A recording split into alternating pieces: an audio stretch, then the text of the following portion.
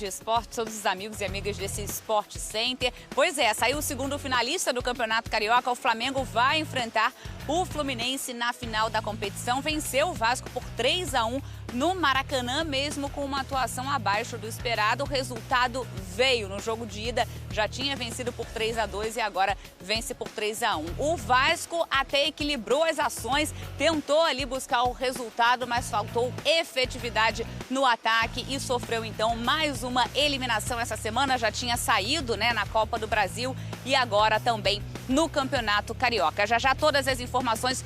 Foco total no Brasileirão agora, Roberta. Verdade, Gláucia. 2 eliminações na mesma semana, a mais dolorida até na Copa do Brasil. Saiu na segunda fase, não conseguiu avançar para a terceira fase da competição. E aí tinha um clássico pelo caminho contra o Flamengo. Mesmo assim, o Vasco entrou em campo com um jogo cadenciado, conseguiu equilibrar as ações, apesar de ter vindo de uma partida cansativa, decisiva, contra o ABC. Mesmo assim, não conseguiu aí se classificar para a final do Campeonato Carioca. Em um determinado momento, até parecia que conseguiria virar o jogo, lembrando que o Pedro abriu o placar no primeiro tempo com um gol de fora da área, o Capasso empatou com um gol de cabeça, aí se a gente for lembrar aí, o Capasso no primeiro jogo, quando o Flamengo venceu por 3-2, ele deu de presente aquele gol para o Pedro, então parecia ali a redenção, que ele seria o herói nessa partida, mas aí no mesmo jogo, na segunda etapa, ele comete o pênalti, o Pedro marca e aí o resto a gente já contou por aqui, então o Vasco eliminado, apesar de ter jogado bem nesse jogo, em alguns momentos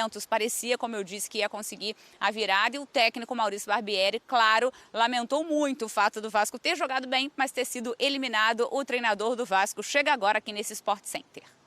O grupo deu uma resposta fantástica hoje em relação a jogar, a buscar o jogo, a ser melhor que o adversário em muitos momentos do jogo, a voltar a criar boas oportunidades. Até um pouco antes da gente tomar ali o segundo gol, o domínio era total nosso, completo, eles com muita dificuldade de se encontrar, mas a gente precisava ser mais efetivo, precisava ter aproveitado melhor as oportunidades. Então, nesse recorte curto, eu entendo a frustração do torcedor, entendo a nossa frustração também, a gente também está muito chateado.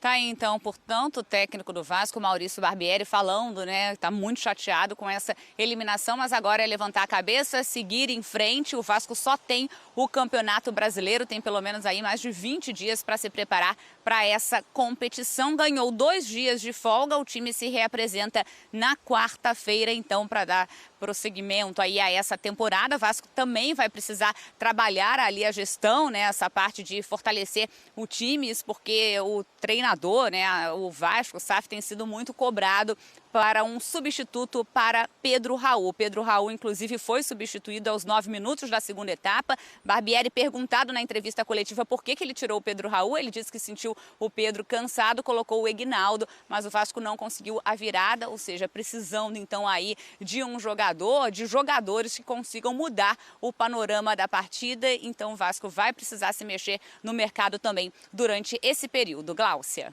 Roberta, obrigada, um beijo para você, boa sequência de trabalho por aí. Coloca números na tela pra gente deste Flamengo e Vasco, antes da gente falar um pouquinho deste time do Maurício Barbieri. Olha aí, o Vasco 1, Flamengo 3, os números da partida. Posse de bola do Vasco 48%, 306 passes, 18 chutes e 15 desarmes. Do lado do Flamengo, 52% de posse, 308 passes, 16 chutes e 10 desarmes. Óbvio, gente, que para o Vasco seria ótimo seguir na Copa do Brasil também, por questões não só financeiras e esportivas. Mas assim como nós falávamos do Cruzeiro, é um ano também para o Vasco de muita reestruturação. E de também voltar a essa Série A e de se firmar ali, de firmar um trabalho, história de SAF e tudo isso. E não é passar pano, É que realmente é a realidade. O Campeonato Brasileiro, o principal objetivo do time em ter um desempenho, em se segurar ali com um trabalho legal. Eu acho que é essa a ideia para o Vasco esse ano, embora, claro, o torcedor fique muito frustrado e tenha visto coisas interessantes nesse início de trabalho do Barbieri que o fez sonhar até, em chegar a uma decisão de Carioca, querer avançar mais em Copa do Brasil, enfim, Renato. Eu acho que o grande problema do Vasco no ano mesmo foi na quinta-feira. Ter caído na Copa do Brasil pro ABC, dentro de casa, ali realmente rolou a oscilação que a gente tanto falou que ia acontecer, mas rolou num jogo que era um mata só e acabou e você tá fora. Agora, eu acho que esses resultados são importantes para a gente mostrar que não é nem céu nem inferno.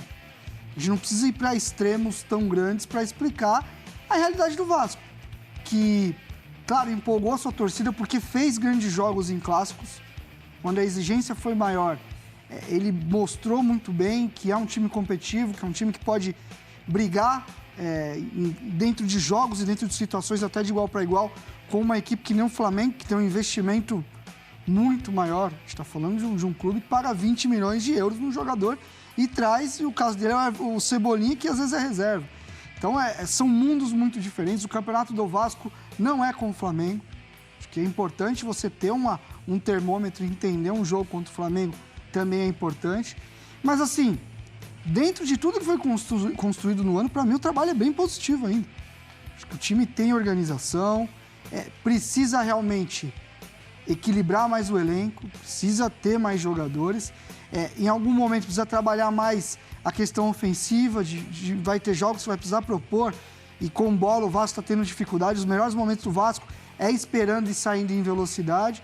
Então, acho que não muda o discurso de que hoje o Vasco tem um norte, tem um trabalho otimista, que pode ainda desenvolver, que tem muita coisa para entregar, mas também não acho que vai ser um ano tranquilo, que o Vasco vai brigar por Libertadores, brigar por título, também não é. Acho que é entender realmente qual é o processo, qual é a realidade do Vasco nesse ano, e aí sim criar expectativas em cima disso. E o desgaste era inevitável, né, Glaucio, no jogo do meio da semana contra o ABC. O ABC, que não tinha nada a ver com isso, veio para São Januário, onde é um caldeirão quando o time está arrebentando, mas é um caldeirão também ao contrário quando a coisa não caminha. Eu assisti o jogo todo do Vasco contra o ABC, a gente via claramente o cansaço dos jogadores, os jogadores tentando fazer, e aí o Pedro Raul, que já tinha perdido um gol, teve o lance para finalizar e passar o Vasco para a fase seguinte, acaba errando o gol, sai xingar, como que ia render no clássico depois, seguinte, contra o Flamengo, e aí sai ainda um jogador importante para o time. Agora, eu concordo com o Renato, eu acho que a torcida precisa entender. Você falou, Glaucio, acho que foi a Roberta que falou que o Capasso dá a bola para o Pedro no clássico passado, o Pedro do Flamengo vai e faz o gol, e nesse aqui ele vai lá na área do Flamengo, faz o gol. O futebol é isso. Um dia você vai cometer o erro, no outro dia você vai ser o cara que vai dar a vitória para o time. E a torcida do Vasco hoje precisa entender esse processo e não fazer comparação. Como o Renatinho falou, Flamengo é Flamengo, Vasco é o Vasco. Talvez no Brasil e no Rio de Janeiro, principalmente, o que consiga brigar melhor de frente a frente é o Fluminense, que está na final, aí propriamente contra o Flamengo.